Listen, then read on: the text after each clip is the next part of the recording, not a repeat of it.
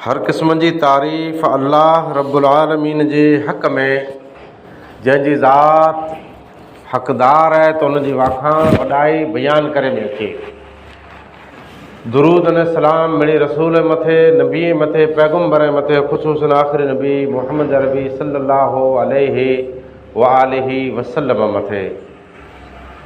अल्लाह जो केॾो एहसान ऐं फज़ल चवाजे त उन पांखे पंहिंजी ज़िंदगी में हिकिड़ो अहिड़ो मौक़ो ॾिने जंहिं मौक़े जो फ़ाइदो पाण हासिलु कयूं ऐं आख़िरत में नेकीअ जो वॾो ज़ख़ीरो पाण तयारु कयूं। अल्लाह अहिड़ो मौक़ो ॾेई ॾिने जंहिं मौक़े जो पंहिंजे फ़ाइदो हासिलु कयो त पंहिंजा गुनाह मेटिजी वेंदा, पंहिंजा गुनाह मड़े धुची वेंदा। अल्लाह अहिड़ो पांखे मौक़ो ॾिने, इन मौक़े जो पांखे नफ़ो जे थियो, पाण कोशिशि कई त आख़िरत में जन्नत जा पक्का अने सचा हक़दार बनंदासूं। पर होशियार ऐं ख़बरदार, ई ॾींहं घणिया ॾींहं हथा जे निकिरी विया अने पाण खे कीअं लाभ न जुड़ियो त पाण खां वधारे ॿियो केरु खसारे वारो न हूंदो। हिन ॾींहं में जेकॾहिं रोज़े जी इबादत पाण खे नसीब न थी त पाण खां वधारे बदनसीब को ज़मीन मथे आहे ज न। राति वारी इबादत जेकॾहिं पाण इन इबादत लाइ टाइम ऐं क़ुर्बानी न ॾिनी त ईअं सम्झो जे कंहिं पण भलाई जे कम में पाण पाछड़ रहंदासूं। क़ुरान मजीद जी तिलावत हमेशह कई खपे, पर जेकॾहिं हिन महीने में जंहिंमें क़ुरान नाज़िल थियो इन में क़ुरान जी तिलावत पर नसीब न थी त वॾीअ मां वॾी महरूमी पंहिंजी झोलीअ में जाए। अहले ईमान हिन महीने में दिन रात इबादत कई था। खैर धंधो ऐं मजूरी ज़रूरी है, माश ज़रूरी है, पर हिन जो मतिलबु ई न आहे जे पाण हिन ॾींहं जी क़दुरु न कयूं।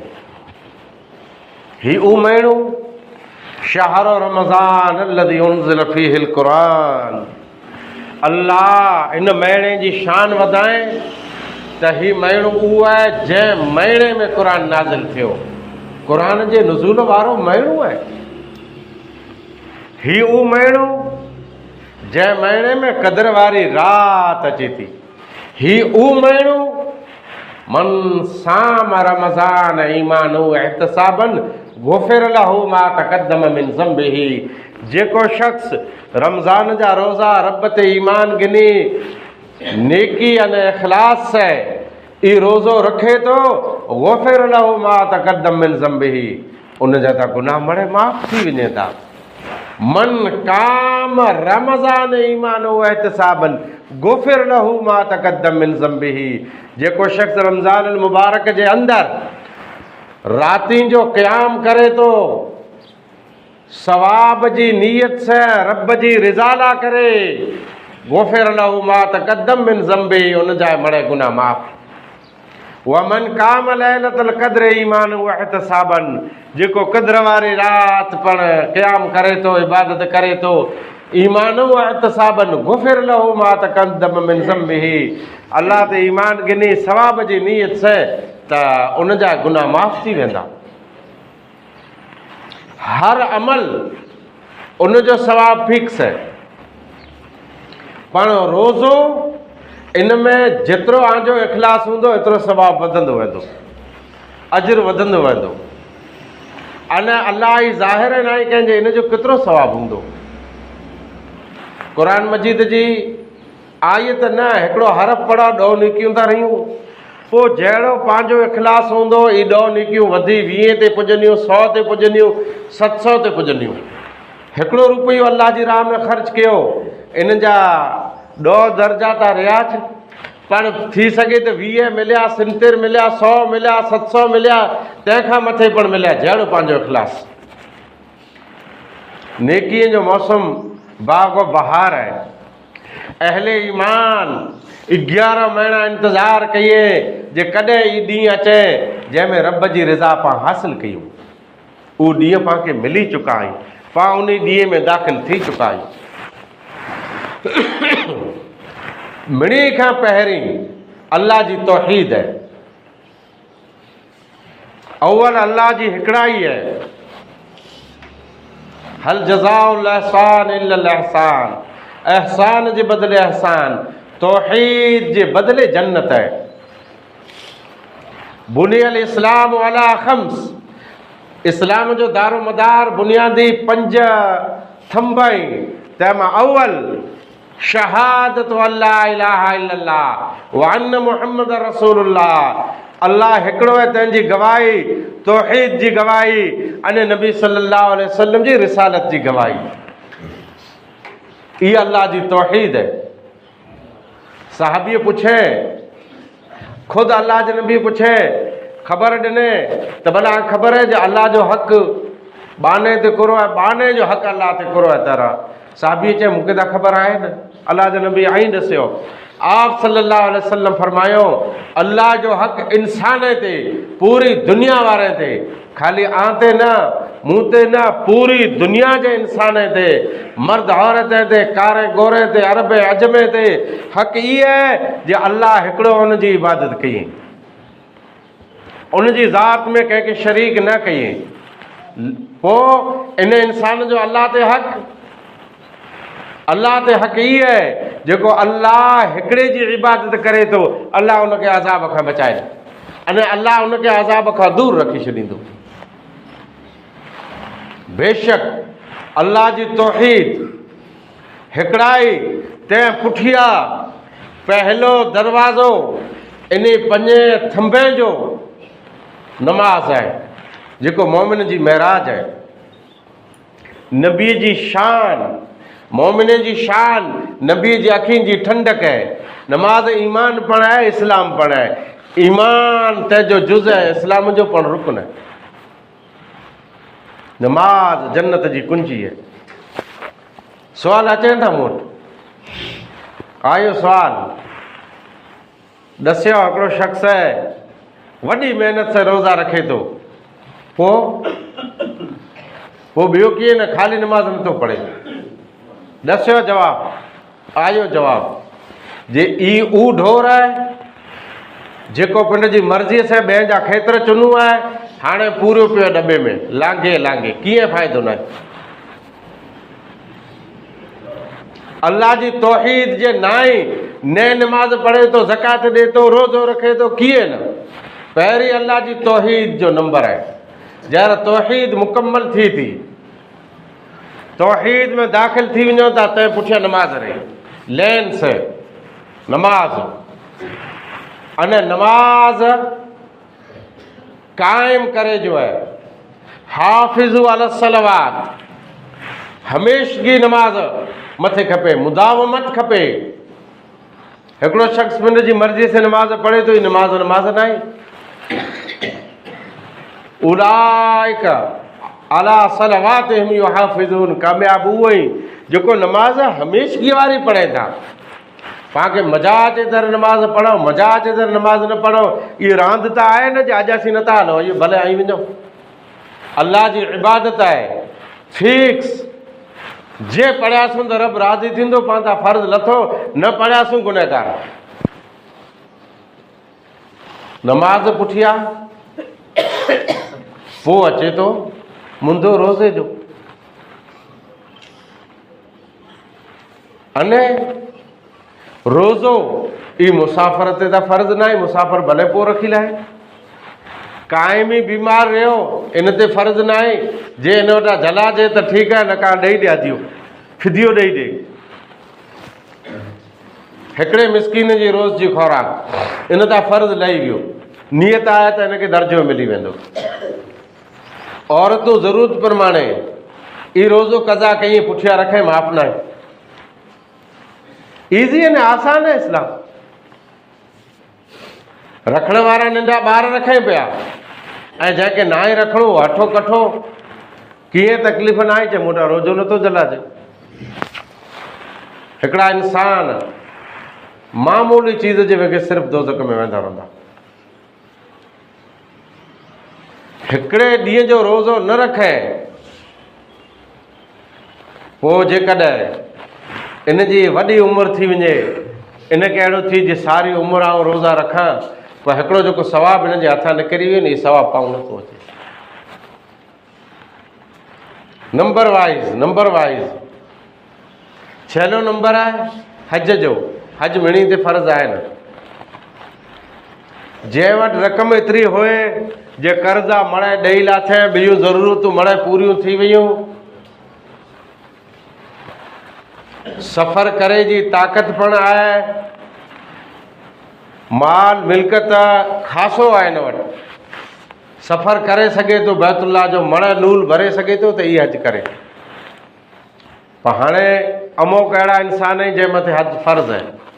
थंभला जंहिंखे जुड़िया आहिनि ऐं वॾा जंहिंजा उद्योग आहिनि जे हिसाब कयूं त हिकिड़ो न कई जिया जे ख़ाली पछम मां हाजीअ जा भरिजी सघे, पर नसाए वेठा आहियूं। पोइ जिजो चऊं त मियां जी उमिरो त करे आई हुईसीं, उमिरो करे से हज जी फ़र्ज़ियत नथी लहे। ॿिया पण जाम उद्योग करिया, कई अहिड़ा इंसान आहिनि 30 40 वरे थी विया आहिनि, हिते हज फ़र्ज़ु आहे अञा न आई विया, वाट नारे वेठा आहिनि। हज करे अचींदासीं न, पोइ उबता सुबता जे धंधा कया त माण्हू खिलंदा, चवंदा तव्हांखे वीचार नथो थिए, तूं काबतुल्लाह मां अचां पियो। इंसान जी तमन्ना उबती नीयत। ख़ैर, रोज़े अने हज सवा, हज त 5 रहियो, मिणी ते न आई, पर हिकिड़ो अञा मुंदो अचींदो ज़कात जो। ज़कात जो मुंदो अचींदो, अने बहु गहरो आहे। तौहीद आहे त इंसान पिंडल आहे। तौहीद जे अपनाए थो त फ़ाइदो कंहिंखे, पिंड खे आहे न, सामले खे कोन आहे। जंहिंमें तौहीद आहे, तौहीद जे ज़रिए पिंड खे लाभ आहे। जेको निमाज़ पढ़े थो लाभ पिंड खे आहे, रोज़ो रखे लाभ पिंड खे आहे, हज करे तो लाभ पिंड खे आहे, रब जी रिज़ा आहे। पर ज़कात इन मिणी खां अॻु आहे। पिंड खे लाभ है, सामे लाभ है, रब जी रिज़ा है। तौहीद में लाभ पिंड खे न, अल्लाह जी खुशनुदी। नमाज में अल्लाह पण राज़ी अने बंदे पिंड खे फ़ाइदो। रोज़े में साॻे ईज है, पिंड खे फ़ाइदो, रब राज़ी। हज में ईज फ़ाइदो, पिंड खे लाभ थियो, अल्लाह जी खुशनुदी। ज़कात इन मिणी मुंदे में आगड़ है, तौहीद पुठिया। सामले वारे जो लाभ है, पिंड खे लाभ, सवाब मिलियो, अल्लाह राज़ी थियो। सिर्फ़ ॿ मुंदा न, टियों मुंदो भेरो ज़कात जो ई पण आहे। कहिड़ो आहे? ज़कात जो टियों मुंदो ई आहे त बानो राज़ी थिए थो अने बाने खे सवाब पण मिले थो। सवाब ऐं ॾियो त उन सवाब आंखे सवाब मिलियो उनजी दुआ से, उनजो हक़ आं अदा कयां। जितरी ज़कात रही, टोटल ज़कात इहा हक़ ॿिए जो आहे। जे पाण अदा कई ज़कात त सामले वारे खे, हक़दार खे उनजो हक़ ॾिनो। अदा न कई त उनजो हक़ पाण मारियो। अच्छा, ॾिनी न, इस्लाम ॾसे ईअं न ज़कात ॾिनी, ज़कात अदा कई, पर इस्लाम जीअं ॾसे ईअं अदा ना ई कई, हुनजो हक़ मारियो, सुन्नत जे ख़िलाफ़ हलियासीं, गुनहगार थियासीं। इस्लाम पाण वारी मर्ज़ी न आहे, इस्लाम अल्लाह जी मर्ज़ी आहे। पाण जीअं वणे ईअं पाण हलो, इहो इस्लाम न। अल्लाह चए ईअं हलो, इहो इस्लाम रहियो। ज़कात जे बारे में अल्लाह साफ़ फरमाए, फरीज़त मिन अल्लाह। 8 मुंदा ॾसे न फरमाए त इहा अल्लाह ताला जी तरफ़ां फ़र्ज़ आहे, ईअं ॾियणु फ़र्ज़ आहे। ज़कात फ़र्ज़ आहे, इन में कीअं शक न आहे। इनकार जो को मुंदो जो नथो अचे, माण्हू ॾिए था। कुरे में ज़कात आहे। खेती बाड़ी जी ज़कात खे उशर चए में अचे थो। उशर, खेती बाड़ी जी ज़कात उशर।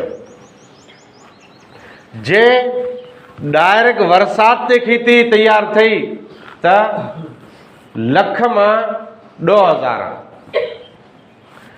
सिंचाई पा कई पानी पियारियो दुरिया कियारा पारा हलो इन में राहत लख में 5000 भई।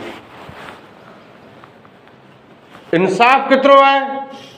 अल्लाह इंसान की जरूरत कितरी ॾिठे तंहिंजो ख्याल कये रब। उशर ज़कात जाए ज़कात जो कानून लागू थींदो। मवेशी ते ज़कात है, मवेशी एतिरे पालतू जानवर। 5 उठई ज़कात फ़र्ज़ थी वई, पर उठ न खाली बकरी। 5 उठ में ज़कात में बकरी ॾेवा पई। पोइ मथे जे कंहिं वटि माल हुए न मूंखे पुछंदा तव्हांखे फ़र्ज़ ॾेई ॾींदुसि। गोई 30 ज़कात। सेह आंवारी वॾी मतारी न बल्कि निंढड़ो ढोर ॾिना ला काफ़ी है, ज़कात थी वई। पर जेतिरो ई वधारे ॾींदा एतिरो आला बहितर। मई गोई मथे कयास 30 मई जी ज़कात ॾियो। हिकिड़ो नग ॾिना ज़कात अदा थी वई। बकरियूं 40 वटा स्टार्ट हिकिड़ी वञी 120 सुधियूं हिकिड़ी बकरी रिड ईअं सेम ज़कात। पोइ अगलो मुंदो अचे थो सोन चांदी जो। सोन चांदी सोन लगभग त अमुक माण्हुनि जे घर में हूंदो आहे। अहिड़ा साहूकार आहिनि ही पाण वञूं था बाज़ारि में दुकान भरिया पिया आहिनि, माण्हू गिने था सोन आहे। पर 85 ग्राम जे सोन कंहिं वटि पियो आहे त ज़कात आहे। ऐं हिसाब कयो 85 ग्राम जा केतिरा आना थी वेंदा। पर चांदीअ में पाण हाणे पकड़जूं था 100 घर में 5 घर समय जा मुश्किल निकिरंदा। हला छू तव्हांखे 5 ॿिया 10 100 मां 90 घर ते ज़कात चांदीअ जी लागू थी वेंदी। पाण निकिरी कीन सघंदासीं। कीअं?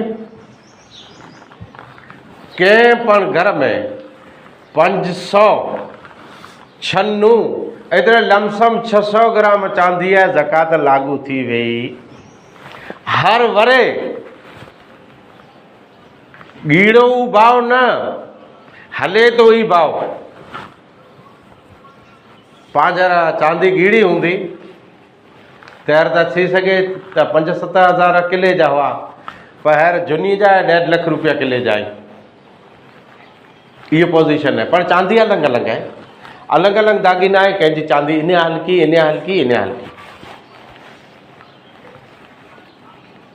हाणे मुंदो अञा हिकिड़ो रहियो।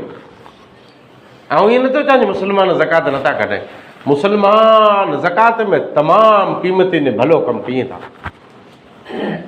मुस्लमान ज़कात ॾिने में एतिरो आगड़ा जी ॿियूं क़ौमूं रच पियूं कयूं। एतिरो मुस्लमान आगड़ा है। ज़कात आहे मामूली माण्हू लखों रुपया ज़कात ॾे थो। अने ज़कात पुॼे पण थी, इन में कीअं शक न आहे। रमज़ान खां मौंद हलचल मची वई हुई। हलचल ग़रीबनि जो ख़्यालु करे में अचे, ख़्यालु करे में अचे, ख़्यालु करे। हिकिड़ो उहो इंसान जंहिं न ग़रीबनि खे ॾिठो आहे, न ग़रीब हिन जा संगीणा आहे, न हिन जे ॻोठ जी ख़बर आहे, पर कीअं हिन जो ज़कात जो माल ग़रीब ते अचे पियो। मुस्लमान कढनि था, ज़कात ॾिए था। आहे फटियल दर्दीअ ग़रीब लाचार जर थी वञे था अस्पताली में, पोइ हिन जो कोई पण ॿारो नथो हुए। तयार अल अमीन चैरिटेबल ट्रस्ट के फ़ोन करे थो, आहे को रस्तो, ऐलान थियो, ॾियो ज़कात जे लाइक़ु आहे। अञा चंद कलाक थिया, हुनजी हाजत ज़रूरत पूरी थी वई। माण्हू इंतज़ारु कया वेठा आहिनि हाजतमंद अचे, असीं ज़कात ॾियूं था। इहे इन जे ईमान खे अने ईमान जी सलामतीअ खे आफ़रीन। अॻिलो मुंदो जेको रहियो सोन चांदी पुठियां नक़द यानी बैलेंस कैश। खेती जी ज़कात जिन ॾींहुं थ्रेसर आयो, हाणे करो आउं जो उपलर चवंदुसि त मुझो ये रिकॉर्ड चौफेर सजी कच्छ में वञे थो। उपलर एतिरे थ्रेसर आयो, गुणी भराणियूं ज़कात थी वई, पोइ भले ऐं हैर खणी वञो गपो खणी वञो, उन टाणे ज़कात ॾेई ॾियो। तंहिंजो प्रूफ क़ुरान, वातू हक़हू यौम हसादिही, कटाईअ वारे ॾींहुं ज ॾेई ॾियो। कटाई एतिरे जिन ॾींहुं हाणे तयारु कया अनाज उन टाणे ज, पर इन ज़मीन मथे ज़कात न आहे, इन जी पैदावार मथे थिए। मुंदो आयो माल जो निसाब जे लाइक़ु आहे त हर 12 महीने ॾियणी पवंदो। हर 12 महीने पुआर खे पोइ, गुआर खे गों वग़ैरह वग़ैरह जहिड़ो माल आहे 12 महीने सुधी ज़कात। ज़कात जो मक़सदु अल्लाह जी रिज़ा ने जेको ॿियो माल रहियो ई पाक साफ़ थी वञे, अने साम्हूं जेको ग़रीब रहियो उन जो मुंदो पूरो थिए, ज़रूरत पूरी थिए। सोन चांदी ईअं जाए 12 महीने ते ज़कात ॾियणी आहे। इन लाइ करे रमज़ान शर्त न आहे, 12 महीना शर्त आहे। आयो बैलेंस। ऐं अल्लाह जा बाना जाम आहिनि दुनिया में, आई जंहिं वटि जाम माल पियो हिन ॾींहं तां। बैलेंस एतिरो, पहिरीं त चवनि जे एतिरो खपे जे 85 ग्राम पां सोन गिनी सघूं, अने इन मथे 12 महीना गुज़री विया हुआ, ज़कात लागू थी वई। पर अमुक अहले इल्म चयो कम से कम एतिरो खपे जे चांदी पां गिनी सघूं, 600 खनि ग्राम। एतिरो पैसो पियो आहे, 12 महीना गुज़री विया, इन मथे ज़कात लागू थी वई हर 12 महीने। पर इहे अचे पिया वञे पिया, पैसा अचे पिया वञे पिया, त हिन मथे ज़कात जो कीअं कानून लागू कीअं न थींदो। एतिरा ई पिया में हिसाब करे, बाक़ी ॿिया पैसा जेतिरो टर्न ओवर थिए पियो उन मथे न, जेतिरा 12 महीना मूं वटि हेतिरा पैसा पिया हुआ, उन मां घटी विया त ज़कात उछी, अने उतरा जेतो अॼु वटि 12 महीना। मिसाल तरीक़े हिकिड़ो शख़्स इन वटि अॼु थी 12 महीना पहिरीं सपोज़ 2 लख पियल हुआ, पोइ उन मां वापराए ख़ाली 3 छॾे त इन 3 मथे जाए। 12 महीना पहिरीं 2 लख रुपया इन वटि पिया हुआ, अने 12 महीने पुठियां वधिया 2 जा 20 थी विया। इन जी ज़कात जेको 12 महीना मोंदलो हिसाब उहो हलंदो। हौल शर्त इन मथां 12 महीना गुज़री वञे। पुठियां जेको ॿिया आया तंहिं मथां 12 न ई गुज़रिया, हाणे आई लिखी छॾियो चौपड़े में नेक्स्ट अॻिले वारे में कढिजा। ई ज़कात था थी या ॾियूं कंहिंखे? ई पर वॾो मुंदो आहे न। पहलो मुंदो सूरा तौबा आयत नंबर 60, 8 मुंदा 8 जॻहि ते इहा ज़कात जे ॾिनी त ज़कात आहे। ज़कात न का ज़कात पाण वरी अघ ई न। मूं पुछियो हिकिड़े खे हिते पंहिंजे हिन एरिए में केतिरियूं गऊं, चए 12 महीने में असीं 11 गऊं ॾियूं था। पोइ मूं चयो कर हिसाब केॾा ॾिने तयारु, पोइ हथ जा इशारा हीअं कया, चए हुनखे ॾिनी, चए हुनखे ॾिनी। मूं चयो हिकिड़ी न आंदी अघ मणे फैल ॾिना आहियां त मूंखे साम्हूं नारायण मुंहिंजो कौॾा न कटिजे, त ग़लति कया, नबी जी सुनत जे ख़िलाफ़ु ॾिनी। ईअं ज़कात न ॾिवाइजे। पहिरीं फ़क़ीर, ॿियो मिस्कीन, पोइ नंबर अचे थो इन्नमा सदक़ातु लिल फ़ुक़रा वल मसाकिन वल आमिलीन अलैहा। इस्लाम अहिड़ो ज़बरदस्त निज़ाम क़ाइमु कयईं जे ज़कात इकठा करे वारो इदारो खपे। इहे इदारे वारा पंहिंजो पघार हिन मां हलाए सघनि था। अने इहो इदारो मुंहिंजे ख़्याल कच्छ में कंहिं वटि न आहे, न अहले हदीस वटि आहे, न देवबंदी वटि आहे, न बरेली वटि आहे, न जमात इस्लामी वटि आहे, न दावत इस्लामी वटि आहे। पाण सख़्तु ज़रूरत आहे इदारो क़ाइमु खपे जंहिंमें ज़कात ॾियो, पोइ ज़रूरत प्रमाणे अॻे ई हले। पोइ फिर रिकाब मुअल्लफ़त क़ुलूब, दिलि जोड़ियल आहे। इस्लाम में जेको शख़्स आयो या इस्लाम खे ओॾो आहे उनखे ई ज़कात ॾियो, उनजो दिलि मज़बूत थिए। अलाह जे नबी हिकिड़े गज़वे में हुनैन जे मौक़े ते गैर मुस्लिम खे 100 उठ ॾिने विया। इहे इस्लाम जी केॾी कुशादगी आहे। इहे रहमदिली ॾिसी करे उहो माण्हू इस्लाम में अची विया जे इस्लाम तां केतिरो ख़्यालु रखे थो ॿियनि जो, अने केतिरो इस्लाम शान वारो आहे, दया करे थो, भलाई करे थो। गुलाम खे आज़ादु कराइला। अॼु गुलाम जे नाहे त कई मुस्लमान जेल में पिया आहिनि, कैदी रहिया। पोइ 6 नंबर ते आहे गारिमीन मकरूज़, 7वें ते आहे फी सबीलिल्लाह, 8वें ते आहे मुसाफ़िर। 6 नंबर जे बारे में गारिम, हूं त पाण ॾिसण वञूं त मिणी मथे लहिणो आहे, बैंक जो लहिणो आहे, ॿिया जाम धीरण खया तंहिंजो लहिणो आहे, उबता सुबता डिग धंधा कया तंहिंजो लहिणो आहे। ई लहिणो न। कई अहिड़ा इंसान आहिनि जनाज़े जे टाणे मौलाना ऐलान करे थो जे भई हिन जो कर्ज़ो त जे पुत्रासीं भरे ॾींदासूं, पोइ जवाबु ई ॾेई छॾींदा, नथा भरी। कर्ज़ो ज़रूरी आहे। जाइज़ इंसान जो कर्ज़ो हो, अने पोइ त्रुटी वियो न भराणो। ईअं न जे हरा कर्ज़ो खणी ने मकान ठाराए, भरण टाइल्सूं लॻाए, मुंहिंजी एसियूं लॻाए ने पोइ चयां त्रुटी हुई या ॾियो, ग़लति। जाइज़ जंहिंखे चवाइजे, हाणे हिन जी वॾी तफ़सीर आहे। जाइज़ कर्ज़ो हिन मथे, हाणे कोई रस्तो न आहे, ज़कात जे माल मां हिन जो कर्ज़ो भरे में अचे। ॿियो रोज़ो आहे 2026 रमज़ानुल मुबारक जे महीने में जमात अहले हदीस जे अमीर जी सहमतीअ से कच्छ भर जे मुसलमान के साम्हूं ये ऐलान है, अपील है, गुजारिश है, विनती है त 5 अहिड़ा इंसान तंहिंजो नां अची चुको है, कर्ज़ में बुॾल आहिनि। इन मां 2 अहिड़ा पण जे अॼु वटा 2 3 वरे पहिरीं गुहार लॻाई जे असांजी मदद कयो, असांजी मदद कयो, कोई न। अचा पिंड जी ज़कात मां उन्हीं जो पण हिस्सो कॾे में अचे, उन्हीं जो पण भार लाथे में अचे, वरन सामलो जे माफ़ न कंदो त क़बर में ई टंगियो पियो हूंदो। ई टंगियो पियो हूंदो, क़यामत वारे ॾींहुं जवाबदही ज़कात वारनि जी आहे जे केतिरो पिंड जो माल ज़कात जो हुनजो हक़ हुनखे अदा कयां। 5 ॼणनि जी अपील थोरे टाइम में कच्छ भर जे ग्रुप में अचींदी। हज़रात, अल्लाह जीअं चए ईअं जे ज़कात ॾिनी त ई ज़कात आहे। अल्लाह जीअं चए ईअं रोज़ो रखियो त ई रोज़ो आहे।